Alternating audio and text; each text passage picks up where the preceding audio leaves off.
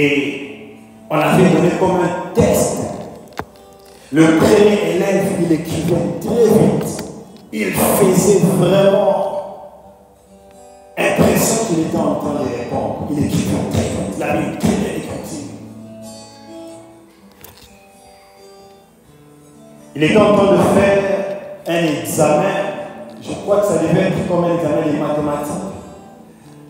Mais toutes les réponses qu'il avait données étaient des réponses au cours du français. Il a fini, il a donné sa feuille. La deuxième image que j'ai vue, c'était un élève qui n'avait pas de réponse, mais qui était assis. Et il attendait que la fin de l'examen se passe pour qu'il puisse donner sa feuille et partir. Et la troisième image que j'ai vue, c'était un élève qui était en train de tricher dans son cahier pour réussir à cet examen et passer des classes. J'ai essayé de demander à Dieu qu'est-ce que cela voulait dire. Et je suis en train de prier que Dieu nous oriente et nous fasse comprendre. Parce que dans la vie chrétienne, il est possible de faire comme les trois élèves. Il y a de ceux qui vivent. Ils veulent servir Dieu. Ils sont en train d'écrire. Pendant que je priais et demandais à Dieu la révélation de ce message, Dieu me parle de trois catégories d'églises dans cette génération. Je ne parle pas de notre église, mais je parle de trois catégories d'églises dans cette génération. La première catégorie, c'est la première catégorie des chrétiens qui servent Dieu. Ils servent Dieu. Ils servent Dieu. Mais ils ne sont pas en train de faire les bons examens. Pendant que Dieu les attend à gagner les âmes, et ils sont en train de servir Dieu. Mais ils sont en train de passer les bons tests. Pendant que Dieu les attend à exceller dans la grandeur, et ils sont en train d'écrire. Père de Dieu, ce message peut aussi nous concerner en tant que chrétiens, en tant qu'église. Amen. Est-ce que je parle à quelqu'un cet après-midi? Est-ce que je parle à quelqu'un cet après-midi? Ce n'est pas suffisant d'être seulement à l'église. Il faut s'assurer que nous sommes en train de taper au but. Nous sommes en train de marquer dans les poteaux. Nous venons et nous rentrons. Pendant que nous venons et nous rentrons, il y a des élèves qui sont en train de faire des bons examens et ils sont en train de réussir. Mais vraiment pas seulement ici se contenter que nous sommes venus faire un culte à Dieu. Si ce que nous avons fait, c'est seulement venir chanter, prier, quitter sans gagner les âmes. Amen.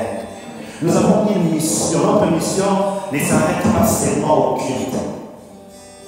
Notre mission ne s'arrête pas seulement ici à prêcher. C'est du business que je viens ici seulement pour prêcher que je rentre. Je n'ai pas tellement objectif. Oui, même moi en tant que berger, je me mets ici seulement pour prêcher. Prêcher chaque jour je rentre. L'objectif que Dieu attend de nous, c'est que cette église devienne une cellule de restauration de vie. Ce que Dieu attend de nous, c'est que cette église devienne une hôpital pour ceux qui sont malades. Ce que Dieu attend de nous, c'est que cette église devienne comme une référence pour les familles brisées. Nous sommes comme des élèves avec un test. Mais le problème, chacun de nous connaît s'il est en train de faire les bons tests ou il est en train de faire les mauvais tests. Chacun de nous connaît s'il a aussi des bonnes réponses ou s'il n'a pas de bonnes réponses. Chacun de nous connaît s'il est en train de tricher ou il n'est pas en train de tricher. Chacun de nous se connaît s'il est en train de répondre aux bonnes questions. Amen. Mais ma prière pour cette église, je vois Gary of the Firstborn Marchaton en train de marquer des points. Parce qu'il y a un jour où Dieu va nous coter. Il y a un jour où Dieu va, nous donner les résultats du test que nous avons fait. Et ce jour-là, je veux que toi et moi, mon Seigneur, nous puissions lui dire, Maître, voici les talents que tu nous avais donnés. Nous l'avons multiplié. Nous l'avons triplé. Nous l'avons quadruplé. Est-ce que je parle à quelqu'un ce soir? Mais l'important, pas seulement à t'asseoir. Je suis en train de parler, poussé par l'Esprit de Dieu. Peut-être que tu t'es dit que tu attendais un dernier message. Cet après-midi, le Seigneur veut que je commence par ça. Le Saint-Esprit veut que tu ne te contentes pas de là où tu es. Nous serons tous cotés. Nous serons tous cotés. Nous sommes en train de faire un test. Nous sommes en train de faire un examen. La vie, c'est un test. Et dans ta vie, tu as des cours que Dieu t'a donnés. Pour certains ici, Dieu est en train de leur donner les cours de l'humilité. Certains ici, Dieu est en train de leur donner les cours de la patience. Certains ici, Dieu est en train de leur donner les cours de finance. Certains ici, Dieu leur donne le cours de l'équilibre. Équilibrer la famille, équilibrer les aides. Chacun de nous, on sait Dieu à son école. Personne n'a le droit de se plaindre devant Dieu. Si tu veux te mettre à la place de l'autre, tu vois, comment lui fait pour avancer? Comment lui fait pour servir Dieu? Le jour où tu es à sa place, tu vas refuser. Ça va peser pour toi. La Bible dit, Dieu ne nous compte pas au-delà de nos capacités. Et je crois vraiment que Dieu ne t'a pas donné ce charme, cette responsabilité au-delà de tes capacités. Chacun de nous a une mission en ce Dieu. Nous sommes en train de faire les tests. Moi, je voudrais que tu sois la tête et non la queue. J'avais l'habitude, à un moment donné, de ma vie, d'être toujours le premier, toujours le premier. En 5e des humanités, j'ai pris ma classe. La plus grande leçon que j'avais compris quand j'ai pris ma classe, première caractéristique de l'échec, c'est le manque de préparation. Deuxième caractéristique, négligence. Troisième caractéristique, l'échec de soi-même. Tu commences à tricher. Oh, mais regarde les gens, tu es un enfant intelligent. Tu peux être ici. Tu as toutes les promesses de Dieu. Tu es prophète, serviteur de Dieu. Ça ne va pas descendre comme ça un jour, tu deviens prophète, serviteur de Dieu. Tu dois bosser. Tu dois travailler. Ça fait mal de voir des hommes et des femmes talentueux comme vous. Est-ce que vous avez des dons et des talents? Il y a des choses que vous avez fait ici à Marchaton, beaucoup de gens n'ont pas fait ça. Quand je rentre encore les années qui sont passées, combien de sacrifices vous avez fait? Je parle comme Paul à l'église de Corinthe. Allez-vous mettre de côté tout l'investissement que vous avez fait? Allez-vous réguler après avoir investi toutes ces choses? C'est grâce pour Dieu. Vous avez des grâces. Quand je vois l'anniversaire, c'est ça organisé. Quand je vois comment nous avons, même avant que je vienne, comment cette église fonctionnait. Les âmes étaient gagnées. Mais moi, je sais une chose, chaque épreuve que Dieu permet vient pour nous rendre forts. Bien aimé, si cette église est en train de passer par des moments difficiles, c'est parce que Dieu sait que nous avons la capacité de les surmonter. Tu ne peux pas arriver dans la grandeur si tu n'es pas passé par des épreuves. Et si une épreuve te fait tomber, c'est que tu t'es arrêté là dans la vie. Est-ce que tu vas abandonner ce soir? Est-ce que tu vas abandonner de servir Dieu? Servir Dieu, ce n'est pas seulement prêcher sur la chair. Servir Dieu, c'est aussi là où tu es au travail. Le fait que tu te sens faible, c'est parce que tu n'es pas totalement en train de servir Dieu. Le test est là. Est-ce que tu es en train de réussir? Bien, nous sommes très peu conscients de notre lendemain. Les jours sur terre sont comptés. Nos jours sur terre sont comptés. Hier, tu avais 10 ans. Aujourd'hui, tu as 20 ans. Aujourd'hui, tu as 30 ans. Demain, tu auras 40, 50, 60 ans. Qu'est-ce que tu es en train de faire pour Dieu? Qu'est-ce que tu es en train de faire pour ta vie? Avant que je ne pas avancer, il y a des personnes qui ont des projets et des calculs. Je veux faire ça, je veux faire ça. Laisse-moi te dire, ces projets et ces calculs sont bien. Mais si Dieu te retire seulement quelque chose, même une partie du corps, tu vas comprendre que c'est rien. Oui, si tu retires seulement les souffles, bon, on laisse quand même le souffle, on te prend seulement 2 pieds, tu vas recalculer ta vie. Pendant que tu as le privilège de faire un test à tombeau ouvert, fais-le, je parle prophétiquement. La saison de la grâce, c'est un examen à tombeau ouvert, où Dieu nous donne la parole. Regardez, servez-vous. Mais la Bible dit, comme le Saint-Esprit partit, ça veut dire, comme Jésus-Christ va venir prendre son église. La tribulation sera plus pire que maintenant. Il n'y aura pas d'église. Mais dis-moi qui va te prêcher. Il n'y aura pas d'église. Mais l'église est une école. Voilà pourquoi l'image que l'on montre, c'était une école. Personne ne va te dire réponds-toi. Toi-même, tu vas chercher Dieu. Mais c'est jour de Saint-Esprit qui ne sera pas. Je parle à une église qui a besoin d'atteindre sa mission. Nous avons besoin de marquer le temps. N'est-ce pas la République démocratique du Congo, les léopards nous ont donné la joie? Pourquoi? Parce qu'ils ont atteint l'objectif. Amen. Ça sert à quoi de venir à la canne ici, si on ne va pas gagner les âmes? Ça sert à quoi d'être enseigné si on ne va pas sauver des vies? C'est la même chose que le Maroc a fait. Ils sont partis à la canne pour rentrer chez eux. Si c'est chaque jour ce que nous faisons, nous sommes en train de décevoir quelqu'un. Nous sommes en train de décevoir Dieu. Voilà pourquoi tout ce que nous allons faire, rassurons que Dieu est dedans. Est-ce que je vais parler à quelqu'un? Même quand tu vas manger, assure-toi que Dieu est dans ton programme pour manger. Tu vas même sortir avec les amis pour manger. Est-ce que tu vas gagner les âmes là-bas?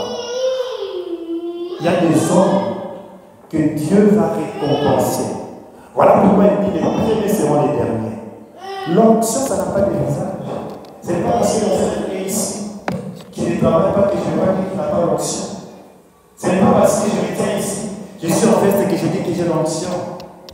Bien aimé, la présence de Dieu, comme la Bible dit, les premiers seront les derniers. Ces jours-là, nous serons sûrs.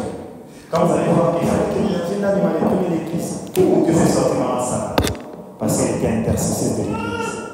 Il fallait que peut-être Moutouya animal le premier, c'est un frère qui est derrière là-bas, que Dieu prend. Bien, mais quand tu sers Dieu, ne le sers pas parce que tu vois les hommes.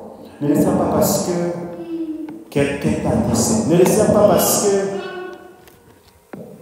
les hommes sont en train de te pousser à le servir. Sers Dieu parce que tu le connais. Amen. Que Dieu vous bénisse abondamment. C'était le message que je voulais donner à l'église. Je vais exhorter. Je serai très court avec le thème que nous avons. Nous sommes en train de parler de la délivrance. La délivrance, c'est sur la délivrance. Et j'ai beaucoup parlé de la délivrance. Je suis vraiment encore là, en train de parler de la délivrance de l'esprit. Amen. Cet après-midi, le thème que je préparais, ce sont la porte et les chemins de la délivrance. Pour la délivrance, il y a une porte et il y a un chemin qui mène à la délivrance. Rappelez-vous que j'ai dit que la délivrance est un processus. Il y a une porte et il y a un chemin qui mène à la délivrance. Peu importe le problème que tu as, je dis à quelqu'un ce soir, il y a une porte et il y a un chemin qui mène à la délivrance. Peu importe la situation qui te complique, financier, matériel, c'est la santé, il y a une porte. Une fois que tu as la bombe qui est pourvue cette porte, tu vas entrer dans le chemin de la délivrance. La porte de la délivrance existe et le chemin de la délivrance existe. La porte de la délivrance, c'est la repentance. Est-ce que je parle que ce soir? La porte par laquelle on commence le processus de la délivrance, c'est la repentance. Beaucoup de personnes veulent être délivrées de leur situation, mais ils sont incapables d'abandonner leur mauvaise vie. Je veux être délivré financièrement, mais je suis incapable de changer mes habitudes. J'aime ce que les Américains disent. La repentance, c'est le changement.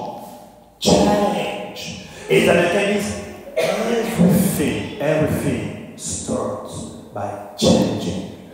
Tout commence par les changements. Le changement, c'est ça la repentance. Quand tu décides de changer, c'est là que les choses commencent à s'ouvrir dans ta vie. Tu ne peux pas rester au même endroit en train de jouer et attendre à ce que tu commences à réussir là où tu as joué. Tu dois changer de direction. Je n'ai jamais vu quelqu'un entrer d'aller sur un highway et il sait qu'il a pris wrong way. Amen. Mais il continue à aller. Si tu es de ces personnes, tu sais que tu es dans la mauvaise direction, mais tu continues à foncer, tu es en train de t'éloigner de la bonne direction. Change de direction. C'est repentir, c'est la porte par laquelle on entre dans la délivrance. Moi, j'ai vu des personnes là, on est parti prier pour lui. On était en train de faire cette délivrance. La puissance de cet esprit était là. Je m'approche de la personne. Je laisse ma main tombe. Il commence à tourner. Délivrance, c'est ça. Quand il se lève, il me dit pourquoi vous délivrez? Le Seigneur est loin de elle était à l'aise avec ses démons et ses esprits. L'esprit de la sorcellerie peut rendre quelqu'un confortable à une situation qui n'est pas saine. Bien, il faut beaucoup prier. Quand un chrétien devient à l'aise avec le péché, c'est dangereux. Quand un chrétien devient à l'aise avec la corruption, c'est dangereux. Nous n'avons pas été créés pour vivre avec ces choses. Mais dans le monde spirituel, il y a des maladies qui sont visibles et invisibles. De même dans le monde naturel, sur lesquels nous avons besoin de délivrance. Voilà pourquoi la parole de Dieu est là pour nous scanner. Il y a des gens qui n'aiment pas qu'on leur parle de ce qu'il faut même quand c'est mal.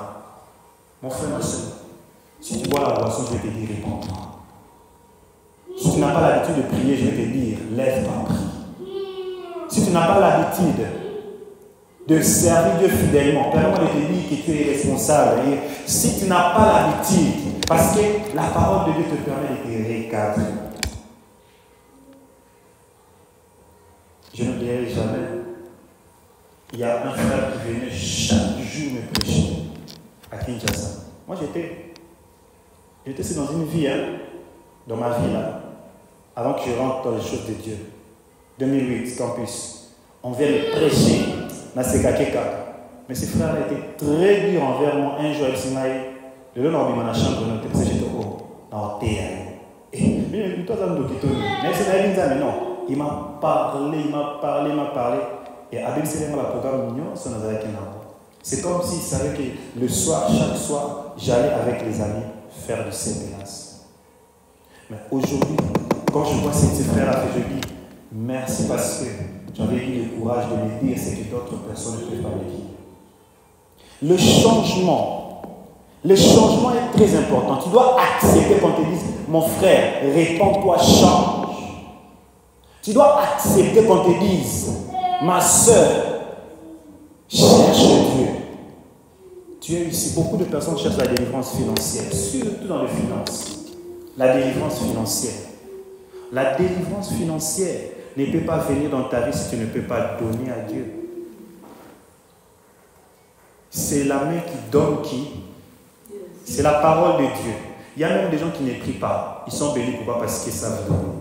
On critique Bill, je ne sais pas si on ne veut pas citer le nom de la caméra, mais ces hommes-là font des dons aux malades, des grands dons, et ils deviennent encore riches. Toi, tu es ici, parce que tu as 10 000 $, tu ne veux pas donner à Dieu. Tu dis, oh, les pasteurs s'enrichissent. Bien aimé, il n'y a jamais un homme dans le monde des finances qui ne donne pas pour recevoir. Jamais.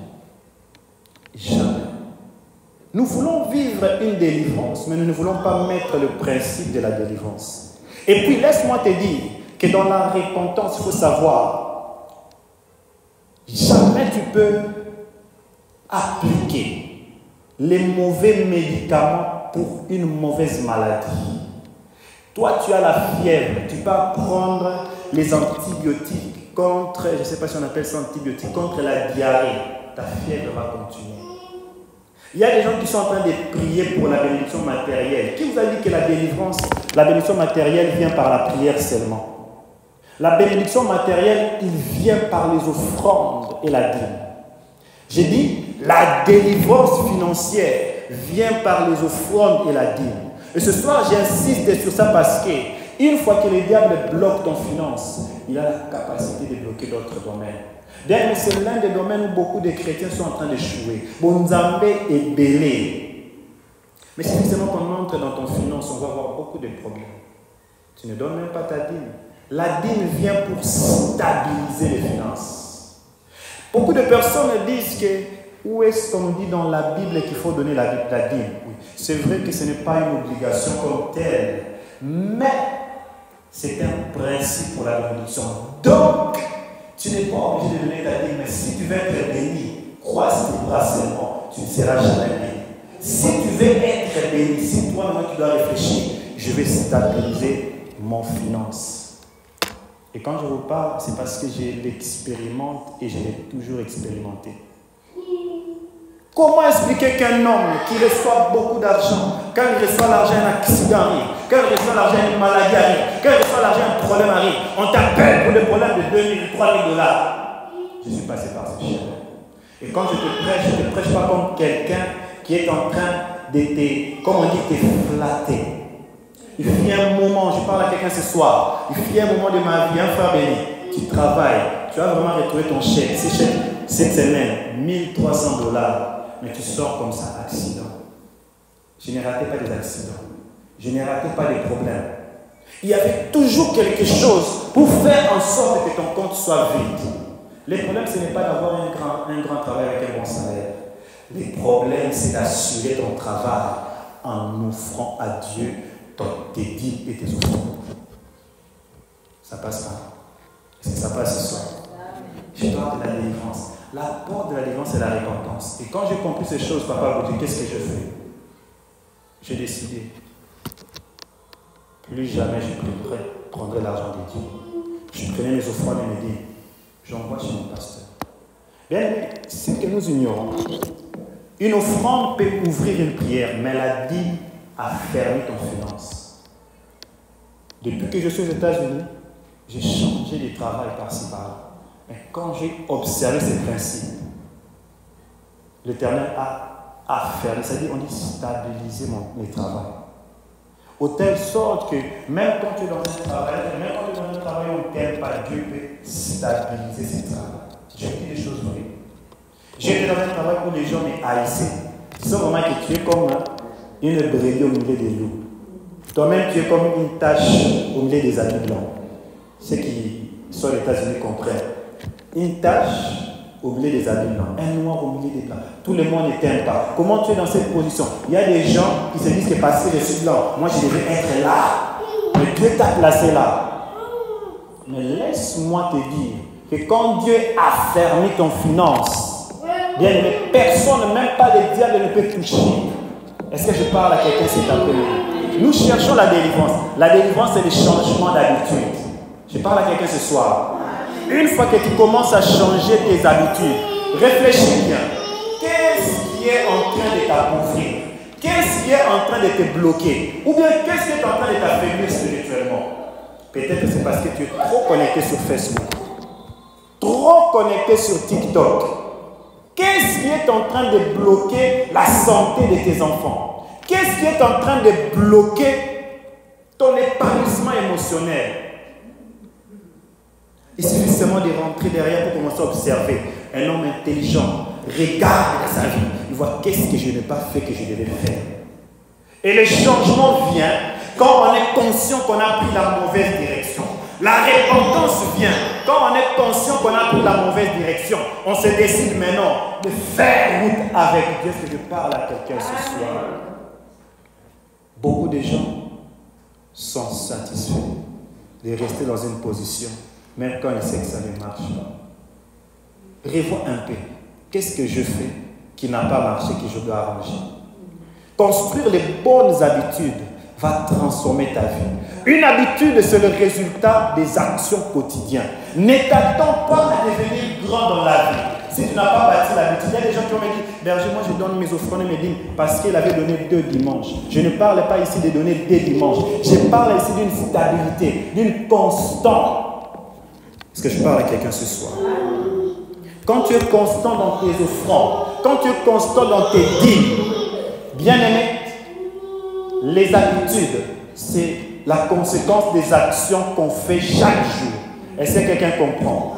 Si tu veux bâtir une habitude, commence à le faire chaque jour. Une habitude, ce n'est pas quelque chose que je fais aujourd'hui, et puis je le refais demain, et puis j'oublie, et puis je dis que je suis constant. Dieu aime les hommes constants. Décide de changer. Décide de te repentir. Est-ce que tu peux mettre ces dieux à l'épreuve? Bien aimé, quand je commençais à donner mes offrandes, mes dîmes et mes offrandes, quand j'ai seulement vu Un jour, un problème est arrivé dans le travail. Est-ce que vous savez comment j'ai suspendu pendant 30 jours? Je n'ai pas dit à l'église. Je suis rentré vers Dieu. Je dis, Seigneur, regarde. Janvier, décembre, moi, je suis dans le principe. Bien aimé, la parole de Dieu, c'est une loi. Une loi, pour qu'elle fonctionne, on doit observer tout le principe. Je m'explique. La loi de la taxe, c'est dit quoi? Tu dois travailler toute l'année et tu dois payer ta taxe toute l'année.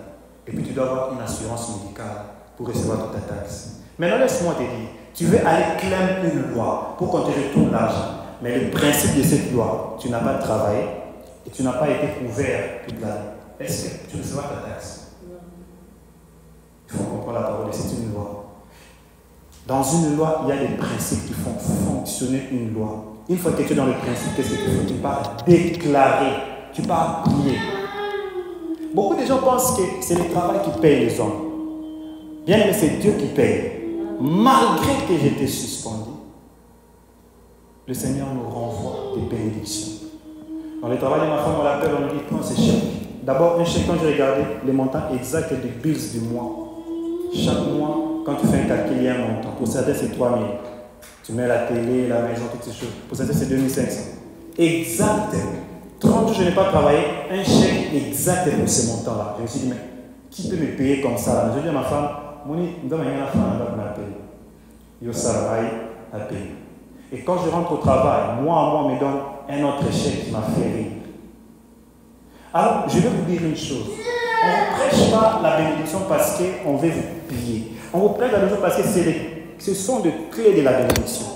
Un homme qui est en train d'être élevé, il va te dire qu'il n'est pas en train de donner parce qu'il est avec. Il est en train de donner parce qu'il sait ce qu'il est en train de faire. La Bible dit dans le livre d'un Chronique 21, 24, il y avait une épidémie qui est entrée en Israël. 1 Chronique 21, 14 à 18. La Bible dit dans le livre de 14, l'Éternel envoya la peste en Israël. Il tomba 70 000 hommes d'Israël. Vous imaginez, en Israël, la peste est entrée. La Bible dit, Dieu envoya lui-même un ange à Jérusalem pour la détruire. Je saute les passages. Mais je vois le roi David. Il voit la peste et il se dit non. Qu'est-ce que je peux faire pour arrêter cette épidémie? Il y a des choses dans des familles comme la peste qui était envoyée. La peste est venue non seulement tuer mais ronger. Il y a des personnes qui sont en train de vivre la peste dans leur famille. La peste dans leurs finances. Ça veut dire comme une épidémie qui est en train de frapper tout le monde. Mais ce que je vois dans ces passages, le roi David,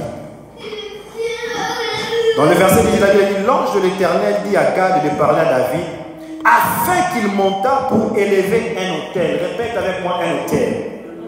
Un autel à l'Éternel dans l'air d'Oman le Jébusien.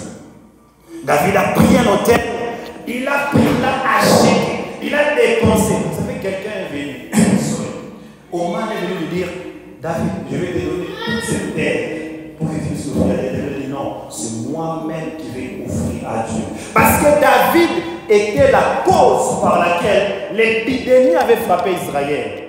Bien aimé, tu es ici avec tes propres combats, mais tu veux dépendre totalement des prières liturgiques. Totalement. Alors qu'il y a des actions que tu dois poser parce que tu es la cause de ces problèmes. David a pris le main, il a dit non, je vais acheter. J'aime ces passages. Le verset 24, David a dit, mais le roi David dit à Oman, non, je vais l'acheter contre sa valeur, car je ne présenterai point à l'Éternel ce qui est à toi. Je n'offrirai point un holocauste qui ne m'écoute rien. Répète avec moi, qui ne m'écoute rien. Il y a un prix à payer pour la délivrance. Dans le livre de Jacques 2, verset 10, la foi, on parle de la foi. Amen. On dit, de même un corps sans âme est mort. La foi sans les œuvres est morte. Nous crions ainsi, j'ai la foi. Quelles sont les œuvres, les actions de foi que tu pratiques devant Dieu? Quand tu es devant des combats et des situations, parmi les actes de foi, il y a ce qu'on appelle l'offrande, l'autel. Mais ce n'est pas seulement ça. parmi les actes de foi, il y a ce qu'on appelle la prière. Tu dois t'élever, prier. Combien d'entre nous se lèvent quand ils ont des problèmes difficiles? Je bénis ce soir tous ceux qui se lèvent la nuit pour prier. Tu es béni. Ce soir, si tu te lèves la nuit pour prier, ou bien très tôt le matin pour prier, que mon Dieu exauce toutes tes prières. Que mon Dieu exauce toutes tes prières. Et je viens bénir tous ceux qui donnent leur vie dans cette église. Tous ceux qui donnent leur foi dans cette église. Que mon Dieu stabilise vos finances. Le même Dieu qui m'a un jour établi dans un travail, qui vous établisse aussi dans le travail, mais aussi commence à vous élever. Car Dieu est celui qui a fermé le travail et le finance de ses serviteurs. La porte de la délivrance, c'est le changement. Le changement, c'est une décision, c'est-à-dire la repentance. Mais je dis, la porte de la délivrance et le chemin de la délivrance, c'est la foi. Amen. Si la porte de la délivrance, c'est la repentance, le chemin, c'est la foi. Est-ce que tu peux répéter? La porte, c'est la délivrance, c'est la repentance. Le chemin de la délivrance, c'est la foi. Répète maintenant, la porte de ma délivrance, c'est ma repentance. Le chemin de ma délivrance, c'est ma foi. La foi est une ferme assurance de choses qu'on espère. Une démonstration de ce qu'on ne voit pas. À cause de la foi, il y a des hommes qu'on a jetés dans le feu, mais qui ne sont pas morts. À cause de la foi, il y a des hommes qu'on a jetés dans la fosse aux lions, mais que les lions n'ont pas mangé. À cause de la foi, il y a des hommes qui étaient malades et qui ont eu la résurrection de leurs malades. À cause de la foi, je parle de la foi à Dieu, pas la foi à un homme. Dans le livre d'Exode 4, 1 à 5, la Bible dit, nous sommes en train d'étudier un peuple. Mais vous voyez, quand on parle d'Israël pour sortir d'Égypte, il devait avoir la foi. La première épreuve de la foi, Dieu le montre dans le livre d'Exode 4, 1 à 5. On voit Moïse. Dieu appelle Moïse. Moïse se met, il voit le buisson en train de briller. Je vais lire cela. Quand il voit le buisson, alors il se détourne pour regarder. La parole de Dieu me dit que Dieu parle à Moïse. Il dit, Moïse, Moïse, je suis le Dieu de tes pères.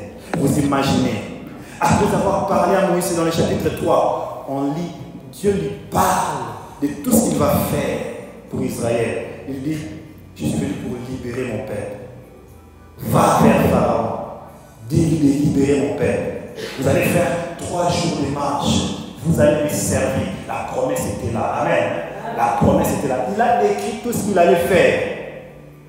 Mais à la fin, dans le chapitre 4, le premier verset, Moïse dit, je vais le lire, Moïse répondit et dit, voici, ils ne me croiront point, ils ne m'écouteront point, mais ils diront, l'Éternel n'était point apparu.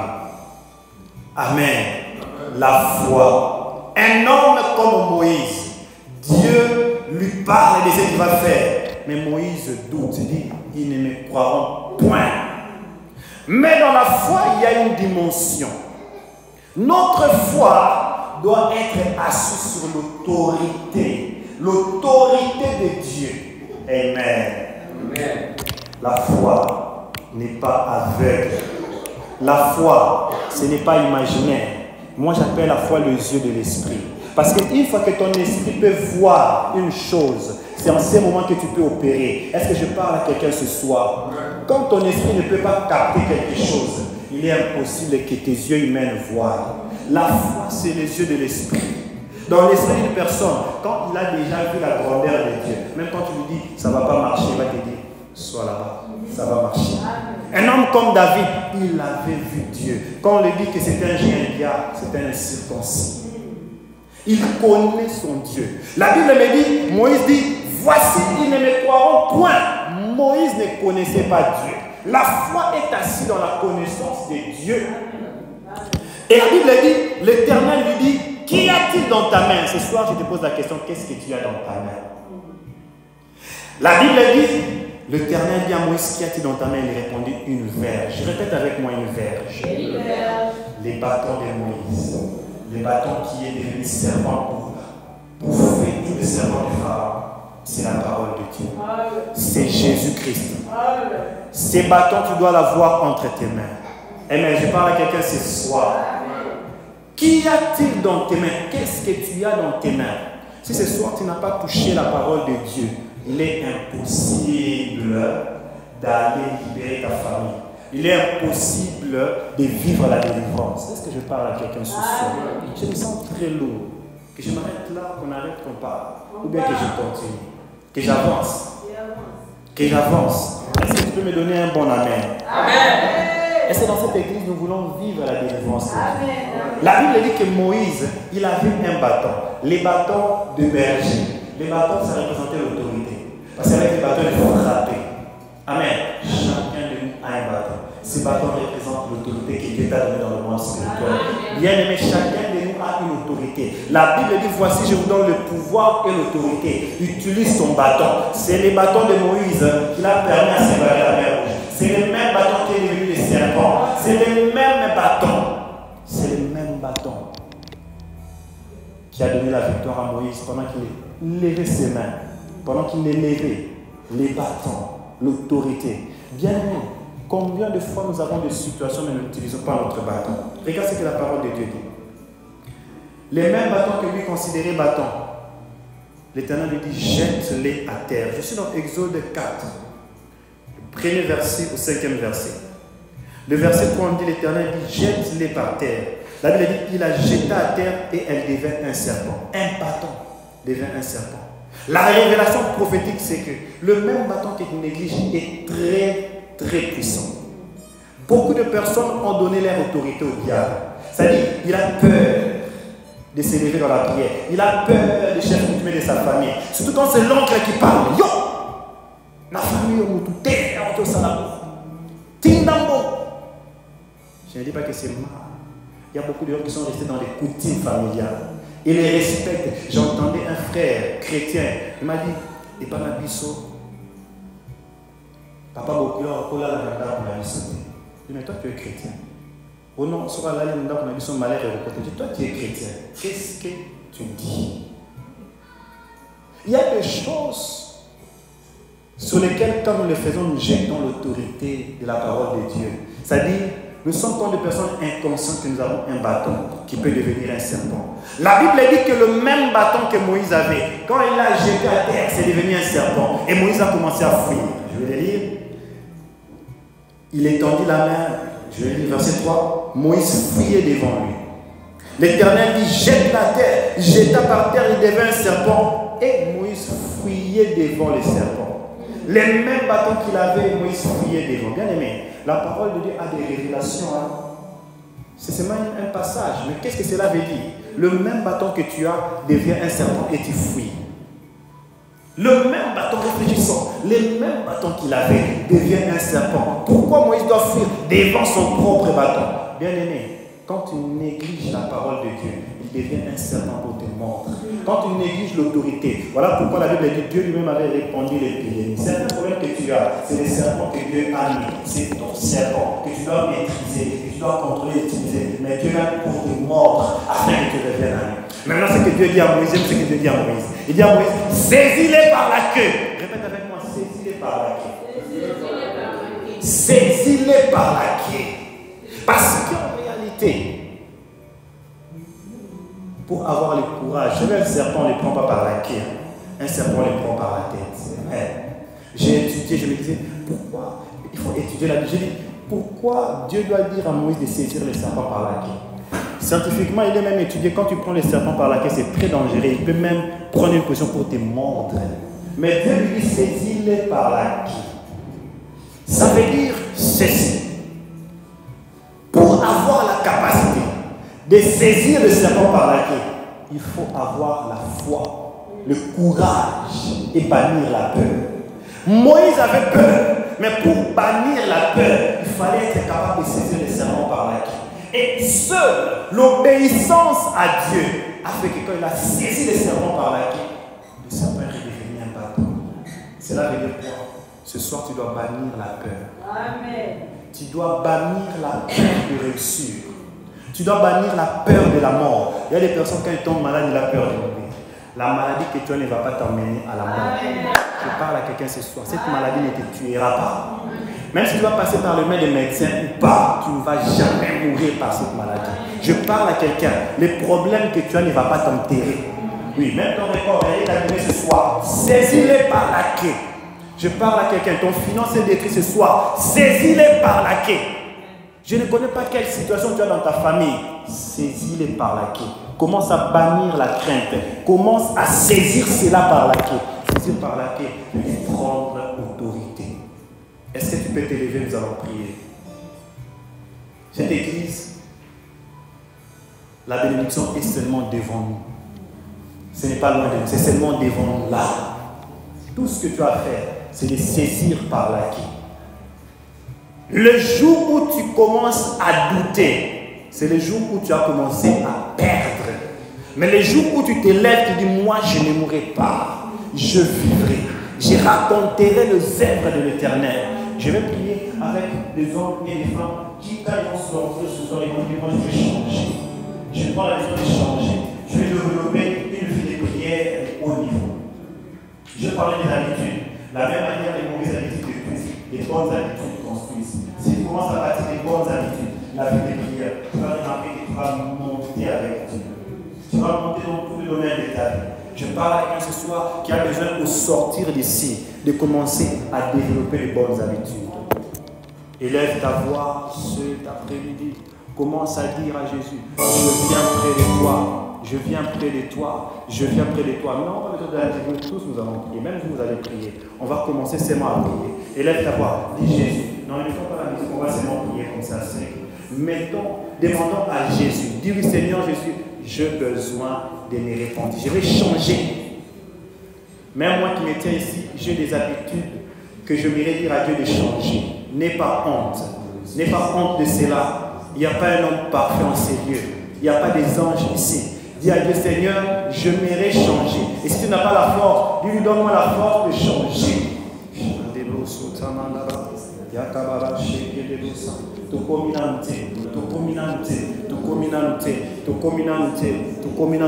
Seigneur, je me réponds, je me réponds, je me réponds, je me réponds, je me réponds, je me réponds, je me réponds de toute habitude, de toute chose qui ne te glorifie pas. Je me réponds, je me réponds. Je vais appeler le frère béni qui va conduire l'orientation dans la prière avec 2 sujets et passer au communiqué. Je me réponds ce soir, je me réponds ce soir, je me réponds ce soir, je me réponds ce soir, je me réponds ce soir, je me réponds ce soir. La chorale peut nous conduire avec des chansons très calmes pendant que le frère béni est en train de prier ce moment de prière. Est-ce que tu peux prier? Est-ce que tu peux lever la voix pour prier? Je t'entends pas. Est-ce que tu peux prier?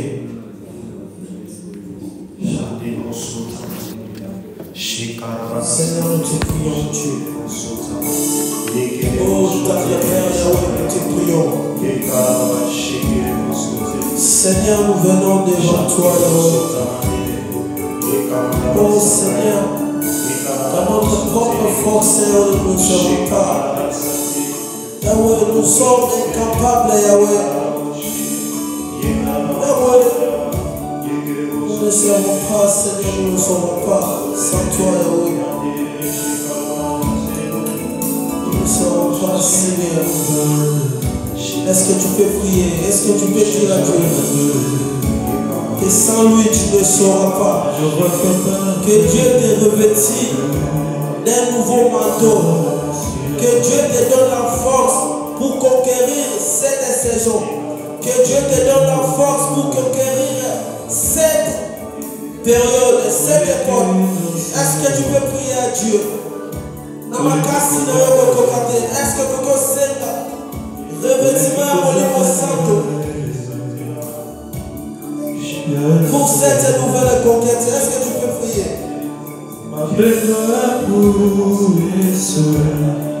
La vie est amour,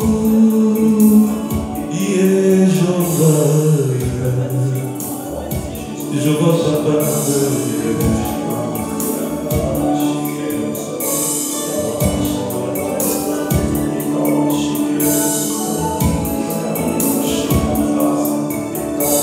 Que Dieu te revête. Est-ce que tu peux prier? Tamato Bisayo, Tamato Bisayo. Est-ce que tu peux prier? Est-ce que tu peux prier? prier. Dans ma casse, dans un boko. Oko tika violon menate. Dans ma casse, dans boko. Oko abandonné violon à terre. Dans ma sécurité. Dans ma personne, ma casse. Dans ma personne, ma casse. Dans ma personne, ma casse. Il y a abandonné violon. Dans ma personne, ma casse.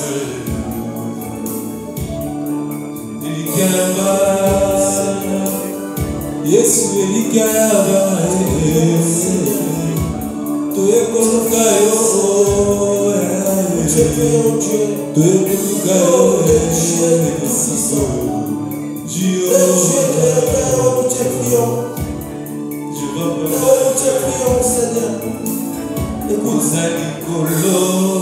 écoute, tu vas prier encore Dieu. La Bible nous dit toute plante que mon père n'a pas sémée sera déracinée. Tu vas prier avec autorité. Tu vas déraciner toutes tes plantes. Tu vas déraciner toutes tes marques qui ne confessent pas Dieu dans ta vie, qui ne confessent pas Dieu dans ta famille, qui ne confessent pas Dieu dans tes projets. Tu bats tes mains, tu pries dans le nom de Jésus-Christ. Est-ce que tu peux prier? Est-ce que tu peux prier? Toutes tes plantes que le Père n'a pas sémées. Est-ce que tu peux prier? Et ça va déraciner toute influence négative sur ta vie, sur la vie de tes enfants, sur tes projets. Est-ce que tu peux prier? Est-ce que tu peux prier? Est-ce que tu peux prier?